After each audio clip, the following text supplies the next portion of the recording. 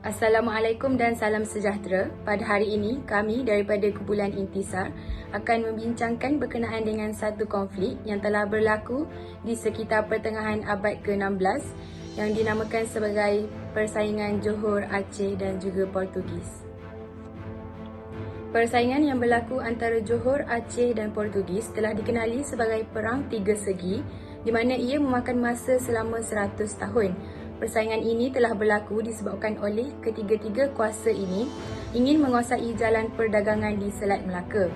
Hal ini berlaku selepas kejatuhan Kerajaan Melaka ke tangan Portugis pada tahun 1511. Antara punca berlakunya persaingan tersebut ialah apabila Aceh menyerang Johor kerana kemajuan perdagangan di Johor telah mengancam perdagangannya. Johor pula telah menyerang Portugis di Melaka kerana ingin merampas semula Melaka daripada Portugis. Manakala Aceh menyerang Portugis di Melaka kerana Portugis ingin menguasai perdagangan Aceh. Portugis pula telah menyerang Johor kerana menganggap adanya pakatan antara Johor dan Aceh untuk menyerang Melaka.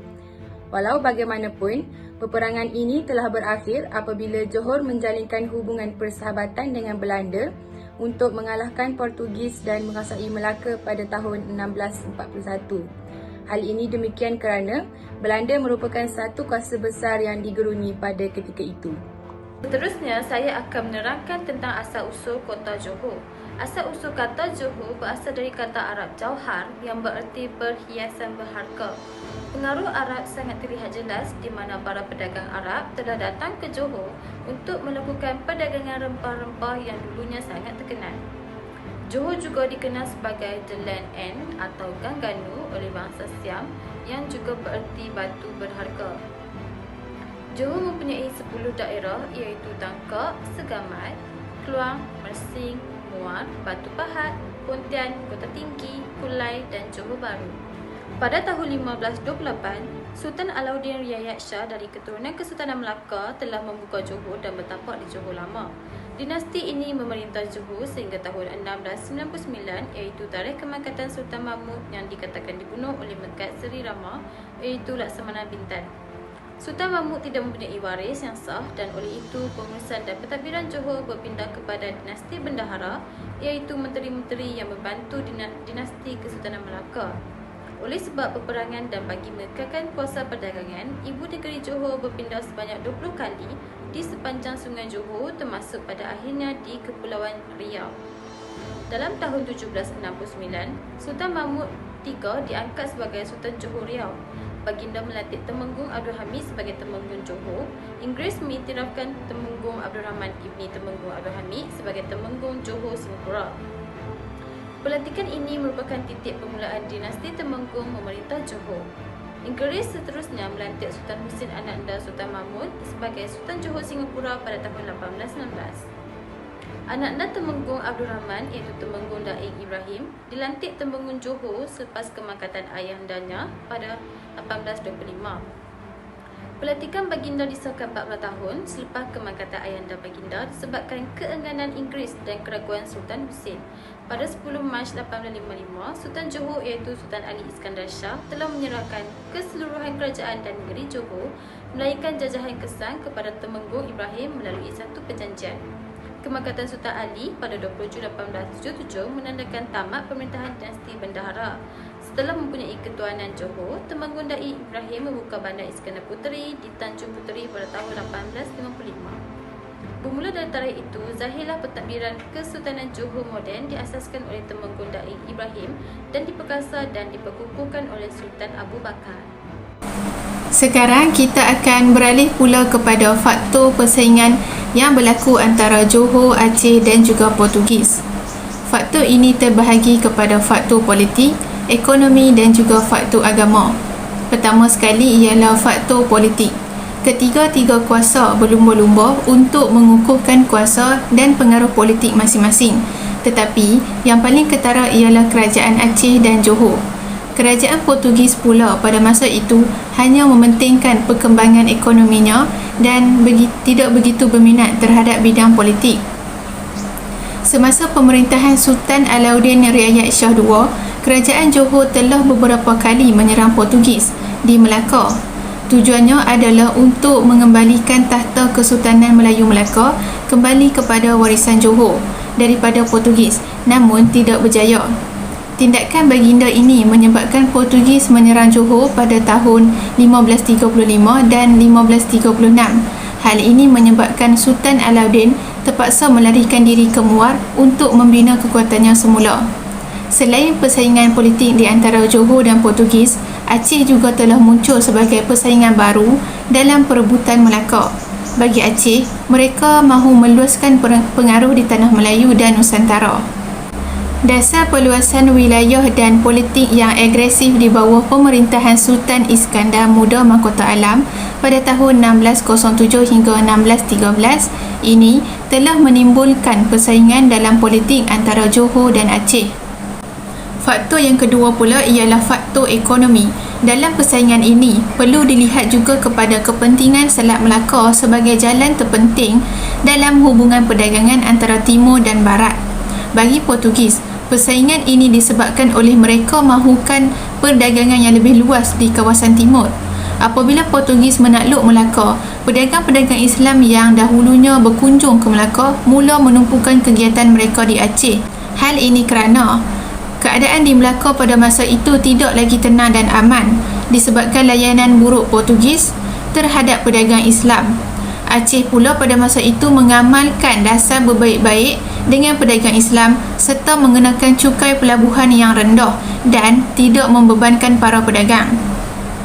Hal ini sekaligus menjadikan Aceh sebagai tumpuan ekonomi yang baru dan bukan lagi Melaka. Oleh itu, Portugis telah mengambil keputusan untuk menyerang Aceh. Pada tahun 1521, Portugis telah melancarkan serangan terhadap Aceh tetapi gagal, dan pada tahun 1524, pasukan Aceh telah menghalau Portugis dari Pedir. Semenjak itu, beberapa siri pertempuran telah berlaku di antara Portugis dan juga Aceh. Selain itu juga, perkembangan pesat Johor sebagai pelabuhan yang besar menimbulkan masalah dengan Portugis di Melaka. Perdagangan dengan negeri Cina dan Jawa adalah penting kepada Portugis dan Johor. Cina banyak membawa barang seperti sutera dan tembikar, manakala pedagang dari Jawa pula membawa beras. Dengan kehadiran saudagar-saudagar Cina dan Jawa ini, ia akan menarik pedagang lain untuk datang ke satu-satu pelabuhan. Faktor yang terakhir pula ialah faktor agama. Persaingan dalam agama lebih melibatkan antara Aceh dan juga Portugis. Bagi Aceh, mereka lebih mementingkan agama Islam dan menegakkan Islam di Nusantara. Aceh juga dikenali sebagai pusat penyebaran Islam. Keadaan ini sangat berbeza dengan Portugis yang bermatlamat untuk menyebarkan agama Kristian. Buktinya, selain membina kota Formosa di Melaka, Albuquerque juga mengarahkan supaya dibina gereja. Kegiatan mubalik dimulakan dengan bersungguh-sungguh setelah Francis Xavier tiba di Melaka pada tahun 1550 hingga 1553. Beliau menubuhkan pusat mubalik Jesuit serta sekolah St. Paul, menyelenggarakan terjemahan Rukun 10 dan beberapa doa ke dalam bahasa Melayu. Pihak Portugis juga telah memberi layanan buruk dan bertindak kejam terhadap pedagang-pedagang Islam. Oleh itu, kebanyakan pedagang Islam mula mencari tempat perdagangan baru dan mula berpaling tada ke Aceh dan bukan lagi di Melaka. Hal ini sekaligus menjadikan Aceh sebagai pusat ekonomi yang baru. Malah Aceh turut menjadi pusat penyebaran agama Islam sehingga dianggap sebagai pusat serambi Mekah. Keadaan ini tidak menyenangkan Portugis dan mula berkeinginan untuk menghapuskan kerajaan Aceh. Kebencian Portugis terhadap agama Islam menyebabkan Portugis melakukan serangan terhadap Aceh. Jadi, berdasarkan faktor-faktor ini, maka timbullah persaingan antara tiga kuasa ini untuk mengekalkan dan memperluaskan pengaruh masing-masing. Assalamualaikum warahmatullahi wabarakatuh dan salam sejahtera. Nama diberi Siti Artika binti Azman dan nombor metrik 273351. Jadi, pada hari ini saya ingin menceritakan tentang peristiwa persaingan di antara Johor, Portugis dan Aceh. Seperti yang kita ketahui, perang tiga segi ialah peperangan yang berlaku antara tiga kerajaan ini, iaitu Kerajaan Portugis, Kerajaan Johor dan juga Kerajaan Aceh. Peperangan ini berlangsung selama 100 tahun dan faktor utama mereka adalah untuk menguasai perdagangan Selat Melaka. Rentetan itu, peristiwa di antara Johor dan Portugis adalah disebabkan oleh kerajaan Johor bersahabat dengan orang Belanda.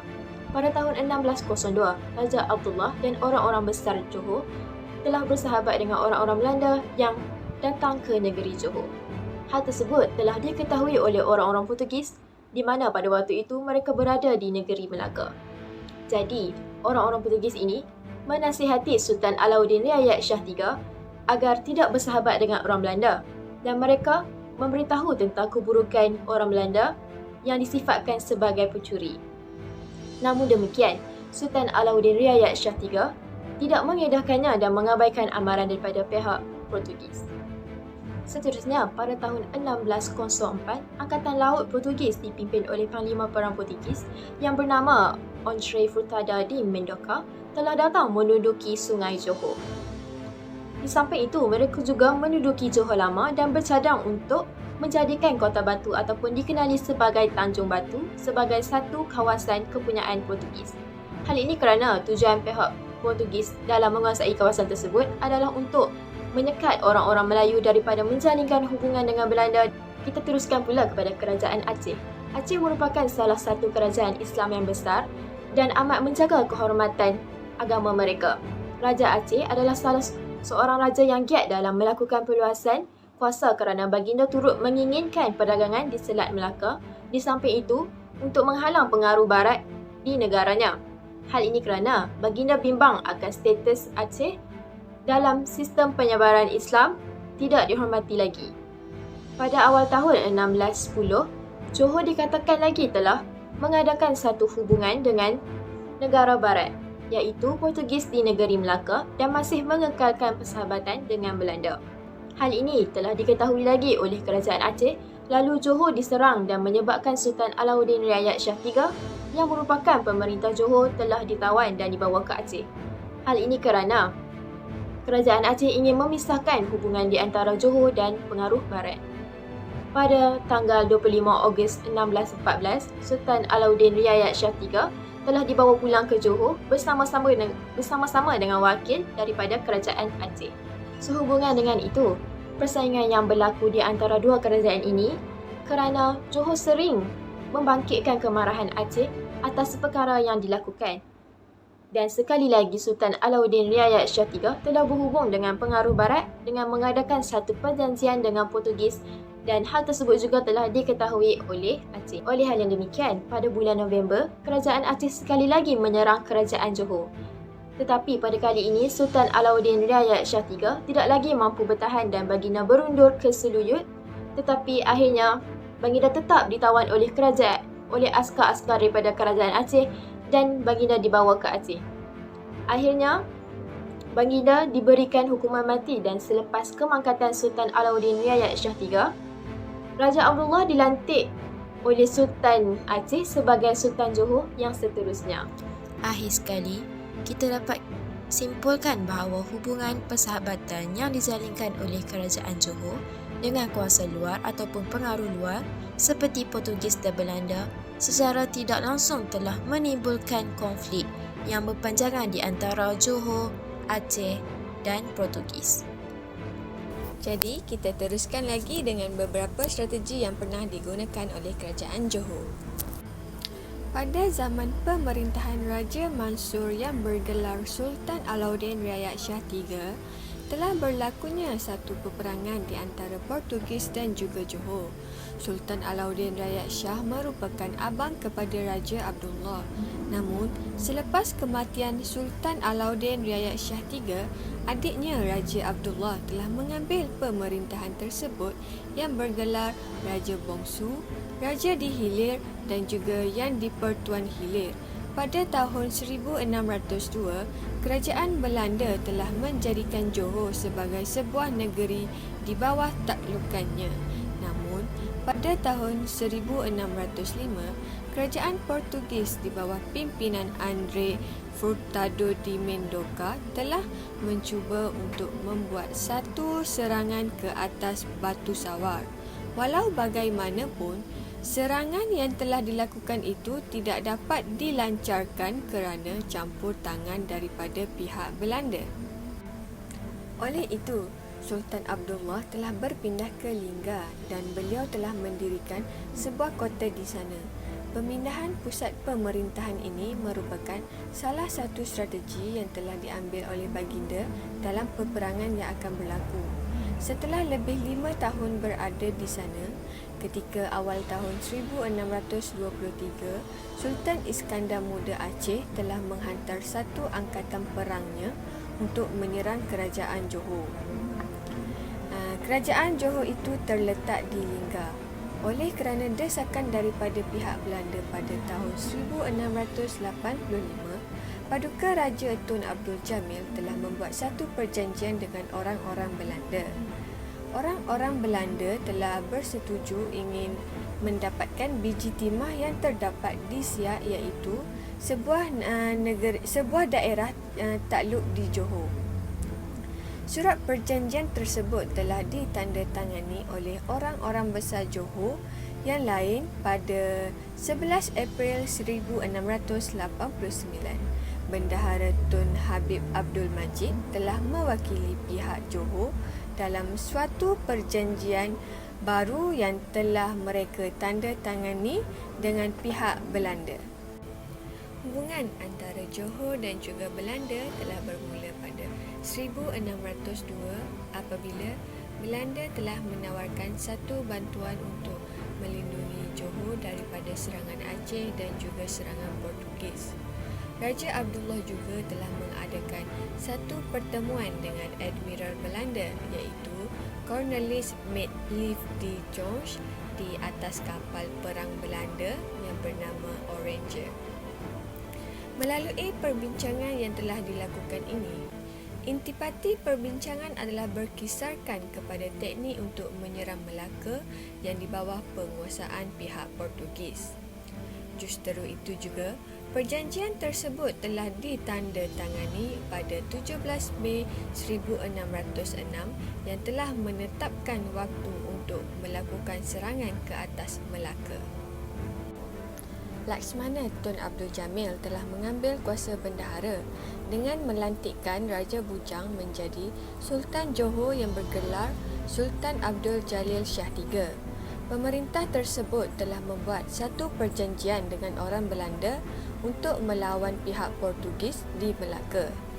Selain itu juga, pihak Johor telah mengambil bahagian dalam perang Belanda-Portugis dengan memberikan beberapa bantuan seperti membantu mengangkut peralatan perang, membuat tapak meriam, menggali parit kubu, menyekat musuh lari ke hutan dan juga menaikkan semangat tentera Belanda.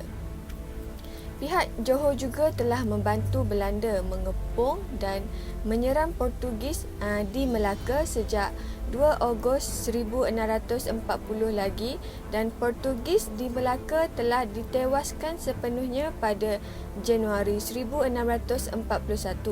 Sebagai ganjaran di atas kejayaan Johor ini, pihak Belanda telah memberi hadiah berupa perlindungan daripada ancaman Portugis dan Aceh. Hubungan persahabatan di antara Johor dan Belanda ini telah menjadi semakin baik. Seterusnya, persaingan antara Johor, Aceh dan juga Portugis telah menimbulkan kesan terhadap pentadbiran negeri-negeri Melayu.